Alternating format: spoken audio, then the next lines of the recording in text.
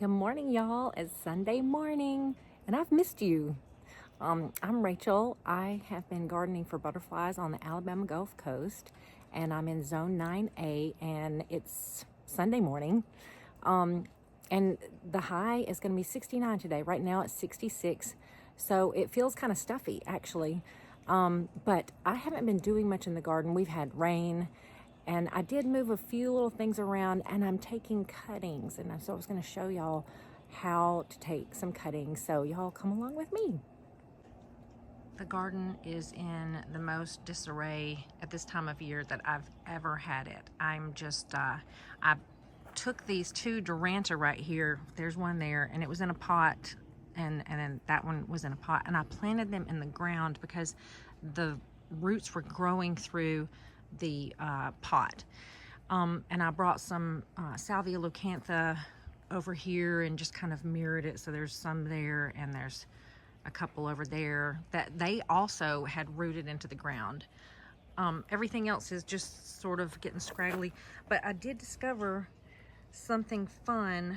And y'all, you know, if you have coral nymph salvia, they are just so prolific. Here's one growing right here from seed, right in the middle of where I'm gonna walk. And I love it. I'm gonna let it grow. I may end up putting it in a pot so that it can live its best life and not get dug up. But in fact, a lot of things have just grown up from seed in the middle of the path. And I'm okay with that. But because especially this right here, you know, I have to talk about it every time because I just love it so much. This Gomphrena, is that not so fun? So I'm just going to show you kind of what's happening here. It is not transformed. It is rather icky. I took all the things that I liked and I put them over here so that I could see them from the kitchen window. And now they've been, you know, rained on and trampled by the rain. I've got some cuttings that I took last week in here in the potting shed, and you can see how they're doing, and I'm just going to show y'all how I do this. I've saved a bunch of cups. Here's a whole stack from when I bought seedlings and things. And so I just take the cup and I fill it with this plain old Miracle-Gro potting mix.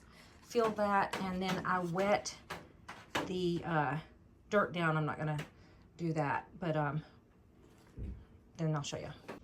So I'll just go ahead and line up all of the things. I'll fill up every one of these, and I'll spray it, and wet the potting soil down, like soak potting soil. And once the dirt is wet, which it's not, I'll take a pencil and I poke a hole in the side of every single one of them. And I like to take cuttings of the same kind for the whole tray all at once. So I'll bring the whole tray over and I'll look for a likely candidate. And here we've got Salvia amistad, and I'm going to show you which one is the best one to take a cutting from. Okay, this one looks like a really good candidate, because what you want is you want something that doesn't already have a flower coming out at the tip of it yet. And then you want to be able to have at least 6 inches of material, and it looks like I'm going to have that. And I'm going to cut right here below these leaf nodes here. I've got these little scissors. I don't know if they're, usually I use something else, but let's do this. There, got it. Here's my cutting. I have about 6 inches of material here. And what I'm going to do is I'm going to tear off all of these leaves, and I'm going to leave the last 2 up at the top, and I'm also going to pinch out the top. So I usually just pinch the things off like this with my fingernail. I'm trying not to tear the stem. And I mean, you might want to save your fingernails, but y'all know that I'm not into that. So, and of course I don't do it one-handed, but so here it is like that. See this top part? I'm about to pinch that out. Now I'm left with 2 leaves, and they're like 2 little baby leaves right here. And I'm gonna cut these leaves in half because we don't want this stem to be trying to keep these leaves alive. We want it to put all of its energy into rooting itself. And you know, normally I have a full tray and I just cut all those and pop them in, but here I am. I'm putting it in and I'm gonna press, and I press real hard. You know, not enough to damage it, but I want to make sure that there is dirt around all that. And I am gonna water this in and put it in the potting shed. But then after I have that, I'll show you just kind of the regular care of them. Okay, so what I do is I mist them, and my misting thing is broken, so now this is kind of a little bit more than they really should have, but you mist them like that. And I'm gonna show you how I have them kind of situated in my potting shed. Now see, my potting shed has got clear roof, and so there's light in here, but I have these pushed up against the south wall of the potting shed, and that way the sun never shines on them. It's bright in here, but they're not in the sun. You don't want your cuttings to be in the sun. That'll burn them. And look, you can see I damaged this one when I was making it. It's probably not gonna make it. I thought, you know what, let's just give it an opportunity, because last year I had some cuttings that were so pitiful, so bad, that I ended up plunking in something else into the pot, and then I put it in some other pots, and they just took off and grew. And it was Amistad, grew huge. They all salvias are very easy to take from cuttings. This is Salvia leucantha right here. This afternoon I'm going to take cuttings from this Duranta right here, because I have grown one successfully. I tried taking cuttings from Duranta a few years ago, and only one out of all of them made it. But you know what? It's a free plant, so I'm going to do that. And then last year I took cuttings from my passion flower vine, and that worked out really well too. So taking cuttings from that today. Another thing that's super easy to grow from cuttings is rosemary. I don't know what has happened to my rosemary though. It's every year it gets attacked by something. Let me show you, because I thought rosemary was supposed to be impervious to like pests, but not mine. And here's something interesting about this fruit, this passion flower fruit. Look at this one. It's turning, the color is turning. I'm wondering if once they ripen, if possibly they could be the kind from the grocery store. I don't know. This looks, oops, oh, that one just came off in my hand. I just tore it open and it just doesn't look any better than the other one did. So, oh well. Having the garden in such disarray is a little overwhelming to me, but also I'm just trying to reframe the way I'm feeling. And I'm just trying to reframe it as an amazing opportunity and something that's really cool.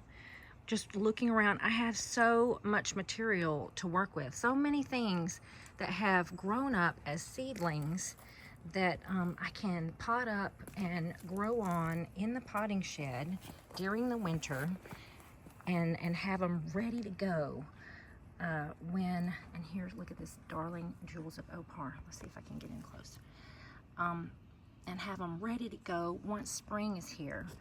And I bought some seeds too, and I've got an amazing generous amount of seeds from my friend Jo from Jo's Texas Garden. She is so precious, and I'm gonna be growing those on, and I'll show you about that next month at the first of the month. But isn't that a pretty coleus? Now that just grew up from seed. I have quite a few of those that either grew up from seed, or you know what's great about coleus, because you can take cuttings of them just the same way I showed you with the salvia, and some of them will grow way better than others. Like last year I took a variety and there were only like 2 that made it, and this was one of them. Look at this thing, it's growing everywhere. I don't even have to take cuttings. I can just dig up these little seedlings and have them for next year. And see this, I don't think this is a seedling. I think this is a piece of Wicked Witch Coleus that fell off onto the ground and rooted, because this is Wicked Witch Coleus that I've had. Although here, look, this is the seeds. And I gotta tell you, Coleus is super easy to grow from seed. Like, shockingly easy. I love plants that grow easily from seed. They make me feel like I can do anything. Oh y'all, look at all of these monarch butterflies. This yellow flower is wild radish. We're just out at our friend's farm out in Magnolia Springs, and there are so many of them. Let me get in closer so you can see. I didn't know what this yellow flower was. I just took a photo of it to find out what it was, and it's a wild radish. But there are just, let's see, I don't even know how many monarch butterflies are out here. It looks like at least 20. Isn't that amazing? Gorgeous, gentle Hermione. And there's a naughty caterpillar eating the bud of this gentle Hermione. I'm taking a little collection of roses to work today. Those are kind of sagging, but these two right here, those are gentle Hermione, and they smell incredible. This one, and then this one is that kind of wild rose that I don't know the name of. And I've got James Galway right here. And I think these are Generous Gardener that are sagging down right here. But I wanted to take just a little bit of beauty to work and be able to smell something delicious. This is Saturday morning, November 18th.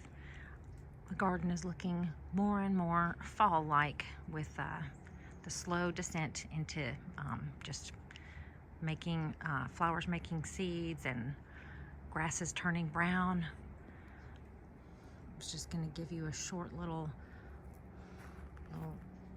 go around, since tomorrow I'm going to be cooking like crazy in the morning because we're having Thanksgiving dinner at church. It's very exciting. We've got a list of everything that everybody's bringing, and I'm so looking forward to all the yummy things. I was going to tell you really quick about some of the best flowers to have as nectar flowers for butterflies. The things that they go to and they enjoy more than anything in the world. These Pentas right here, or Egyptian starflower, are some of their favorites. They also love this coral nymph salvia. They love any kind of salvia. You can see I need to deadhead. So salvia, Pentas. Oh, they like these Vinca right here. These Vinca came up from seed. I see butterflies on Vinca. It's not like their first choice. They will drink from it though. But through here, oh, they love this Gomphrena. And this Gomphrena has been my favorite because it doesn't stink like the stuff that you find at the store. Doesn't it look just adorable with the little pink pom-poms just floating in the air? It's so floaty. It comes up so easily from seed. They love Gomphrena. Now, if you want butterflies and you want all of them to drink, oh, mosquito's trying to eat me. Get zinnias, grow zinnias. Here's another kind of Penta, this pale, oh, look, there's the skipper right now. Oh, he's on the Vinca. Do you see him? There he is. Oh, they do dearly love a Vinca and a Penta. So these pale orchid colored Pentas, so pretty. Butterflies adore them. I especially like the combo of this Orchid Penta with this Vinca that's got the little starry pink eyes. Isn't that lovely together? Vinca comes in so many different colors and it's so easy to grow. And it looks so good with everything. That is an easy plant.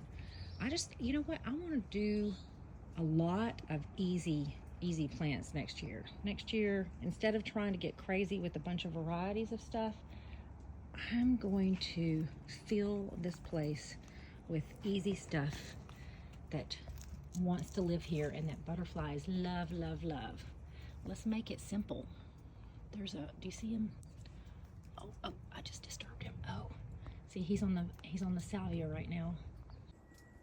Oh, look at this. I've just discovered something interesting. So I don't know if that is what the passion flower vine fruit looks like when it starts to ripen.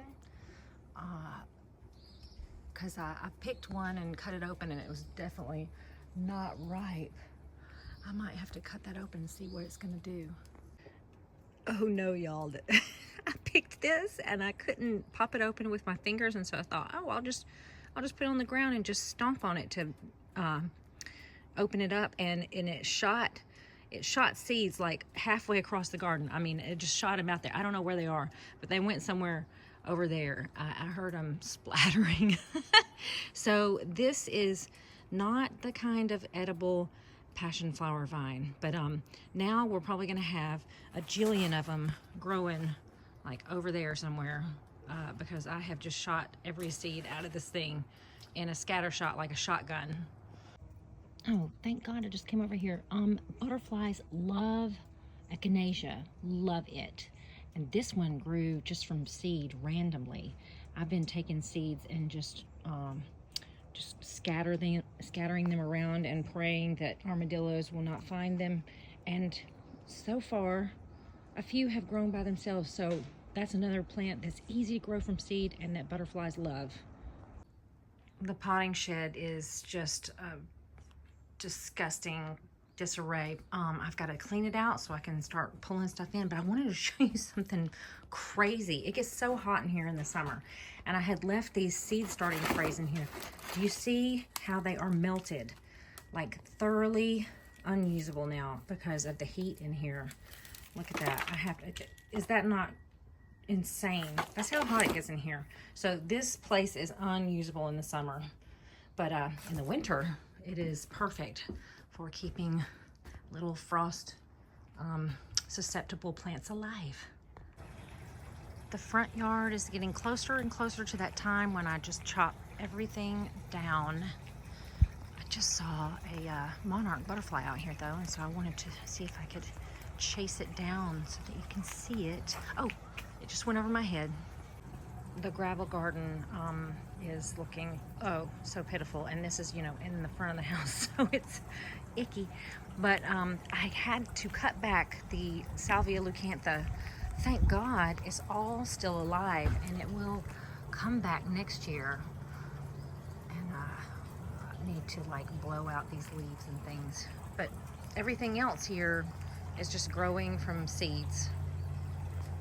Do look at this maidenhair fern just being glorious. A little piece of one that I had in a pot that wasn't doing well, it broke off in my hand, and so I stuffed it back here. And this is its favorite little spot to live. So, yeah, it likes to be in a corner on the north side of the house. It's November 21st. We had some rain. And there are a bunch of Gulf fritillaries out here in the backyard. I mean, just so many of them. I can't even count them all. Just everywhere you look, they are just flying around. Over there on the Pentas, there's like 3 or 4 of them at one time. And things are just starting to look really ragged out now. There's so much fruit on this passion flower vine. I mean, just so much of it. But it doesn't seem to be edible. So I bought some passion fruit at Publix. And what I'm gonna do is I'm gonna take these seeds, and instead of trying to get the covering off of it and do anything special, I'm just gonna dump them into a pot and see what happens. So I just scraped out some of the goo, and I'm just gonna do it right here and do that in some of these pots and see if they will grow. Look at this just teeny tiny little jewel-like frog. Isn't he adorable? Y'all, this is so exciting. Look at this. This is a praying mantis egg case. So in case you ever see anything like this in your yard, just know that that's a praying mantis egg case. All right, y'all. Lots of work cut out for me here. I hope that y'all are doing some fun stuff for your garden, and maybe you're just cozy and looking through seed catalogs. That is really fun. I love seed catalogs. I've been getting a lot. It's like a candy store. But y'all have a wonderful December, and I hope y'all have a wonderful Christmas, and I hope you had a great Thanksgiving. Mine was awesome. God bless y'all, and let's play outside. Talk to y'all soon. Bye.